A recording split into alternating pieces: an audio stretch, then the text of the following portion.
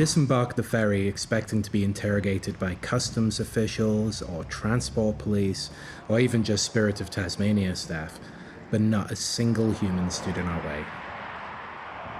Shocked and relieved, we made our way along the bay cycle path towards St Kilda, where we would then turn inland along the Boonwurrung trail towards Dandenong. After some manoeuvres between cycle paths, we would hit the Hallam bypass trail, which would take us just past Berwick, where we would have to join the Princes Highway. After a short stint on the Princes, we would take the back road for the final stretch to Druin, where we'd booked a motel room well outside of the Metropolitan border, which ended just after Bunyip. Okay, we're now cycling the Bay Trail. Getting off the ferry was easy, we just waltzed right off. So we're going to take this to St Kilda, and then from there that should position us for a straight shot east. There's a bike path. It seems separate from roads. It just takes you most of the way out of the city. So yeah, anyway, we're aiming for that. So far, so good.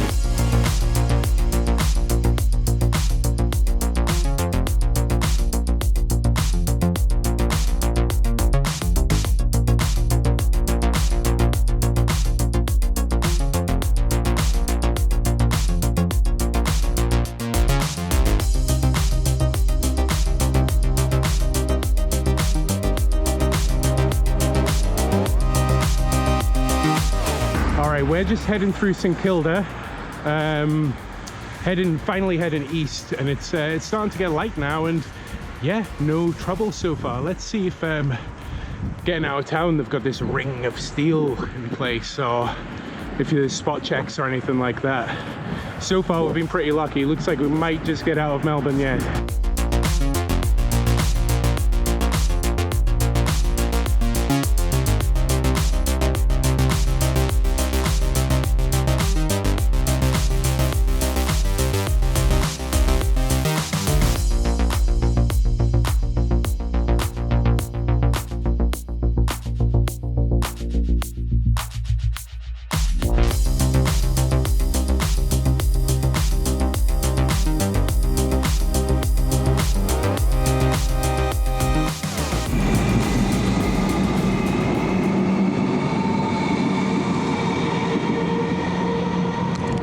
That was a bit loud. To add to our problems, it's now starting to rain, so we're getting moved. It's going to be a long day. All right, we've made it to Dandenong now. We're making some pretty good progress. It's I think it's only like 9 or 9:30, something like that. But yeah, our magical bike lane has stopped, so my things might slow down now.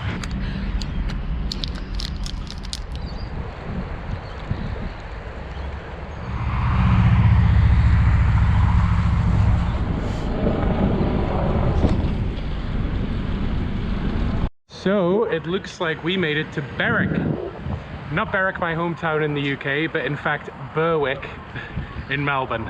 I always wanted to come here, just because, yeah, it's the same name as the town I'm from, and I never thought I would come through here trying to flee the city. Yeah, anyway, so we've been on this Hallam bypass trail for a while now, and it is sorting us right out. It's like keeping us secluded. We're not on any roads or anything. We're pretty under the radar, and it's fast. It's pretty direct. We've had to cross a few roads, but yeah, awesome.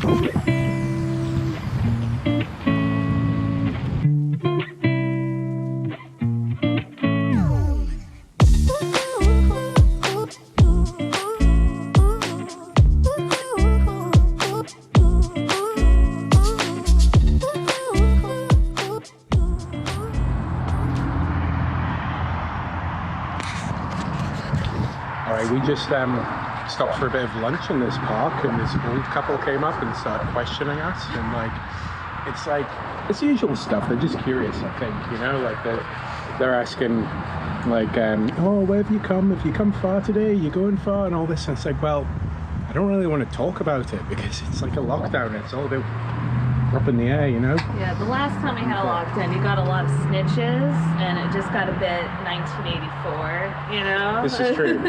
I still don't think we're technically doing anything wrong because we're just traveling and we're in transit. But the whole point of the being in transit thing is you're not meant to talk to anyone or do anything, and they're coming up in this COVID lockdown. And I don't know. It's normally like I understand people asking questions about, you know, bike tours. Like for whatever reason, when you roll into a town on a loaded bike, you open yourself up to a lot of questions. But this is the one time where I actually felt like being really nosy. I don't want to tell them anything. Just giving them like one-word answers. I felt really rude, but oh, it's awkward. Anyway, time to go. We got more mileage to do.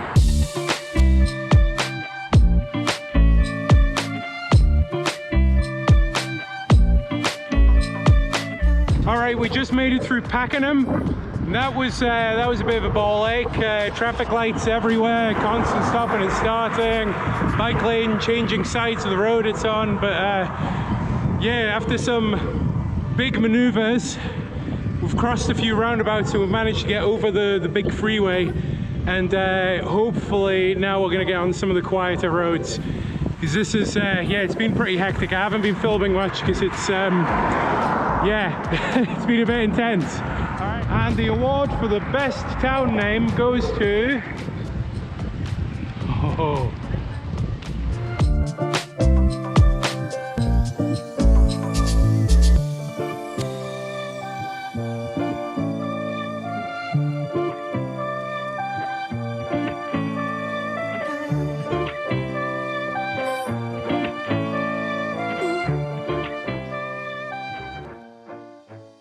We just passed through Garfield and coming up to Bunyip now, so there's a bit of debate on where, you know, Metropolitan Melbourne ends and regional Victoria begins, but what I could gather is that Bunyip seems to be about the edge of it. So as soon as we're like past Bunyip, we are officially, definitely in regional Vic. Like there's no argument about it at that stage, I wouldn't say. So nearly there, nearly into safety.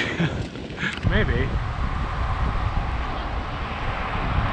All right, I think we see the police roadblock up ahead, so we are going to turn off onto the gravel and try and circumvent it. Let's see how this goes.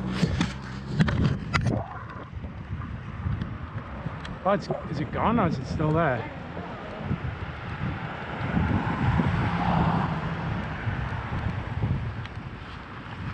Okay, so just in case there's any confusion here, let me make this perfectly clear.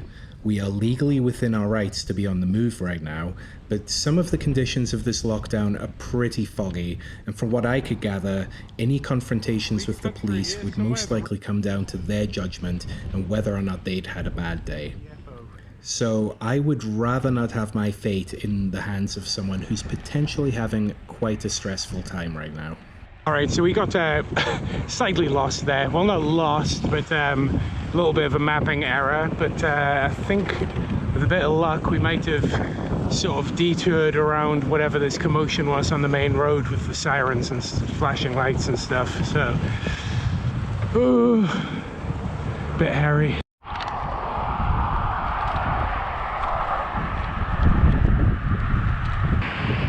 Is this the city with Barhead in Canada?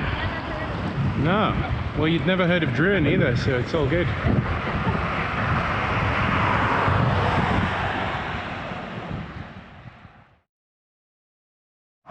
Good morning. We are back on the road after spending the night at Druin.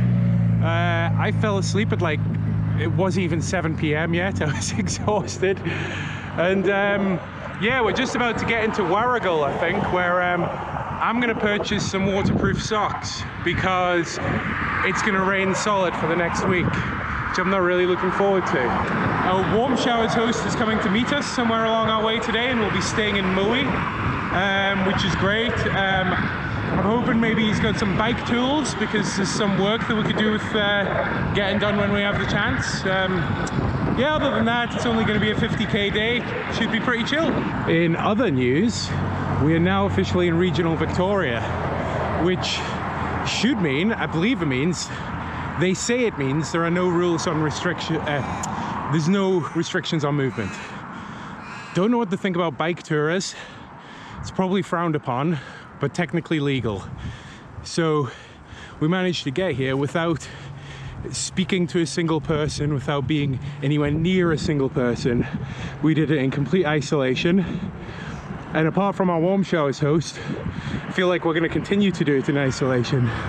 So yeah, there's that. Speaking of which, the route we're doing today was very kindly sent to us by our warm showers host. He reckons this is the best way to go. As well, there's a few ways. There's a very scenic way which he prefers, but it adds another 20k onto the day, and it's very hilly. So after yesterday, I think we're going to go for the easy option.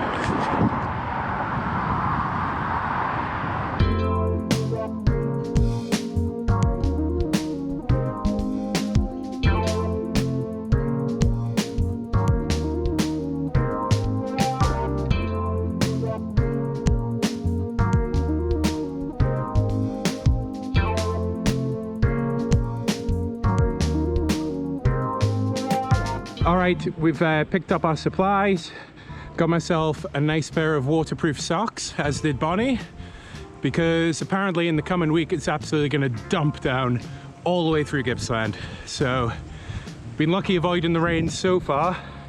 We've done pretty well with warm showers and stuff like that to get out of it, but looks like we're finally going to get wet, and we're going to get really wet. So, hey, it's all part of the great adventure. Anyway, getting out to Warragul was a bit of a nightmare. Traffic ain't so great in that town, and the roads aren't so great either. Didn't really enjoy that much. But we're back into the rolling hills, and we're on our way to Moe.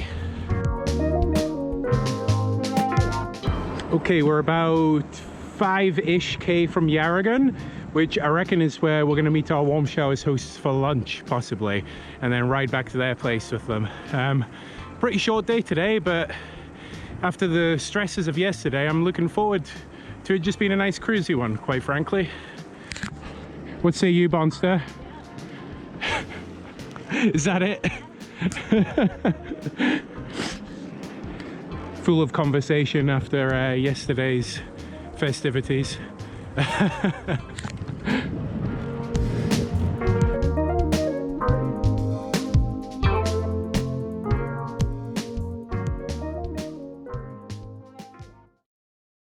Alright, good morning. I'm gonna keep my voice down because people are still in bed. Didn't record much yesterday. Battery died in the GoPro, and we were out riding with people, so I didn't really want to stop and hold everyone up and yeah, whatever. Anyway, we met our warm showers hosts yesterday, and they rode us back to their place via a much nicer route than we would have figured out. And this morning, I'm just doing some work on the bikes. Managed to get my new pedals ordered. Looking sweet, fantastic bearings in them. Put on some new volley straps to kind of hold my feed bags down. I was having issues with that. However, we have discovered that Bonnie, the whole time we've been riding around Tassie, she's had her pannier resting on one of her cables, and it's like bored through the sleeve, and it's like exposing the inner. So looks like we're going to need to replace her gear cable now, which is a bit of an issue. It's Sunday, all the shops are closed. Yeah, watch this space.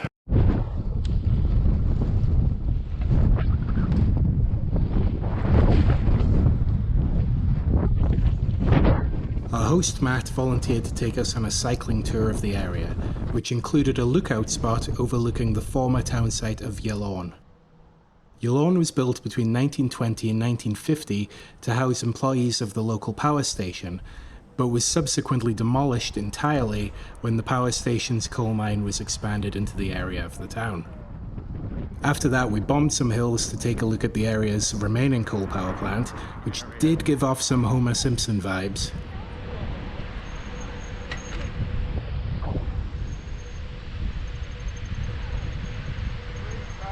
Gippsland's well known for its use of brown coal, which is a lower grade of coal that can't be exported, so it's used to generate power domestically.